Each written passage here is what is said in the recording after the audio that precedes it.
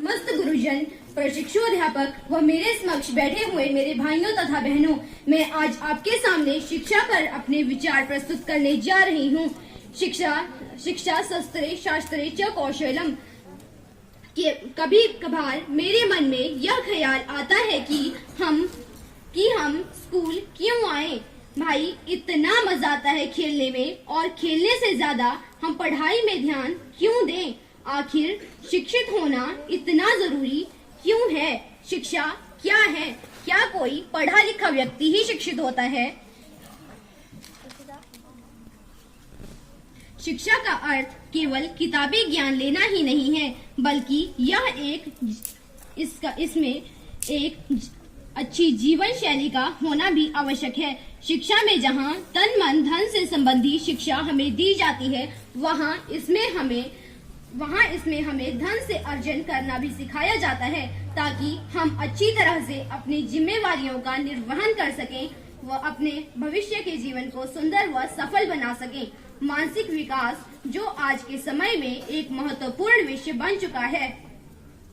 स्वस्थ शरीर में स्वस्थ आत्मा निवास करती है। यदि हमारा शरीर स्वस्थ रहे, स्वच्छ रहे, निरोग रहे, यह शिक्षा का पहला लक्ष्य होना चाहिए। ऐसा इसलिए कहा जा रहा है क्योंकि आप चाहे जितने मर्जी शिक्षित हों, प्रशिक्षित हों, या कोई बहुत ही बड़े 30 मार खा ही क्यों न हो, यदि आपका सेहत, आपकी स्वास्थ्य ठीक नहीं है तो, या आप बीमार चल रहे हैं, तो आप सभी कार्यों को करने में असमर्थ होंगे। और यदि कोई बीमारी लंबे समय तक आपके शरीर को नुकसान पहुंचा रही है, तो आप मानसिक रोगी भी बन जाएंगे।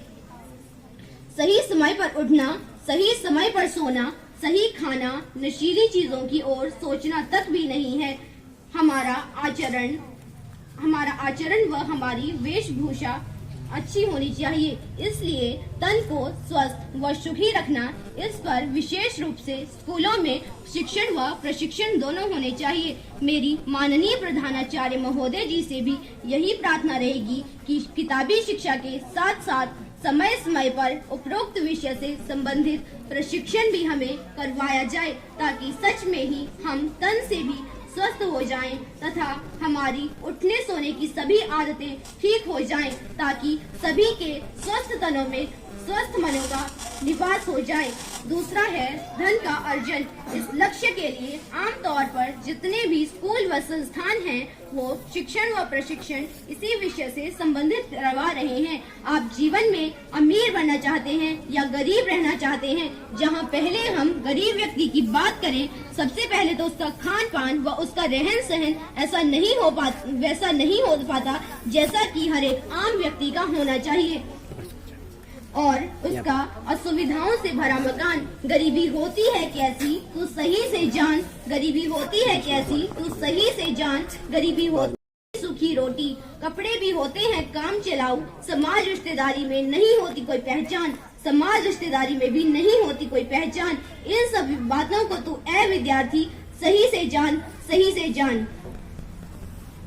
इसीलिए यहाँ पर बैठे हर एक विद्यार्थी से मेरा एक ही अनुरोध है कि केवल एकमात्र शिक्षा जो आप ग्रहण कर रहे हैं, वह इस गरीबी को दूर करने का एक रास्ता है, जो हमें गरीबी रूपी इस भयंकर दलदल से बचा सकती है। इसीलिए जो कुछ भी स्कूल में पढ़ाया, लिखाया, समझाया जाता है, आओ आज हम सब प्रण करें कि हम शिक्षकों द्वारा समझाई गई प्रत्येक शिक्षा को उसी दिन अपने जीवन में ग्रहण करने के लिए कोई भी क्लास मिस नहीं करेंगे। रोज का काम रोज करेंगे। जिस विषय में जहाँ जो भी समस्याएं हैं, आप शिक्षकों के मार्गदर्शन में आपसे पूछकर उनका समाधान करेंगे व हर विद्यार्थी गुण की खान बनेंगे।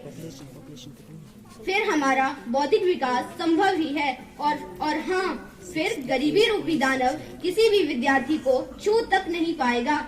सब अच्छे पढ़ लिख कर जीवन में अपने अपने कार्य को बखूबी निभाएंगे और सुंदर जीवन सजाएंगे। मानसिक विकास में यदि विश्व पटल पर विभिन्न अर्थव्यवस्थाओं को देखा जाए, तो विकसित परिवारों व देशों में एक गंभीर समस्या उत्पन्न होती जा रही है, और हाँ, यह समस्या दिन प्रतिदिन बढ़ती भी जा रही है। उदाहरण के लिए साउथ कोरिया एक बहुत विकसित देश है, परंतु मानसिक रोगियों की संख्या इस कदर बढ़ती जा रही है कि अच्छे खासे लोग मानसिक अवसाद के चलते आत्महत्या करते जा रहे हैं। सब कुछ होने के बावजूद आखिर ऐसा क्या है जिसके कारण धन धान्य संपन्न लोग मौत के फंदे को गले लगा रहे हैं। इसीलिए मैं मानसिक स्वास्थ्य संबंधित शिक्षा को भी एक महत्वपूर्ण अंग मानती हूँ। धन धान्य से भरे जीवन की अपेक्षा आनंद भरे जीवन की परिकल्पना अब विश्व के मानसिक पटल पर अपना आधार बना रही है, जिसे हम वर्ल्ड हैप्पीनेस इंडेक्स के नाम से भी जाना जाता है। तो मेरी सभी गुरुजनों से यह करबद्ध प्रार्थना है कि इस बारे में भी हमें ज्ञान उपलब्ध कराया जाए कि आज के समय में, आज की परिस्थितियों में और आज की विपत्तियों के साथ आज के लम्हे हम कैसे सुंदर और कल्याणकारी बना सकते हैं। इसका भी शिक्षण व प्रशिक्षण यदि जीवन में मिल जाए तो हमारा जीवन हेल्दी के साथ साथ हैप्पी भी हो जाए। अंत में इन्हीं शब्दों के साथ मैं अपनी वाणी को विराम देना चाहूंगी। धन्यवाद। जय हिंद, जय भारत।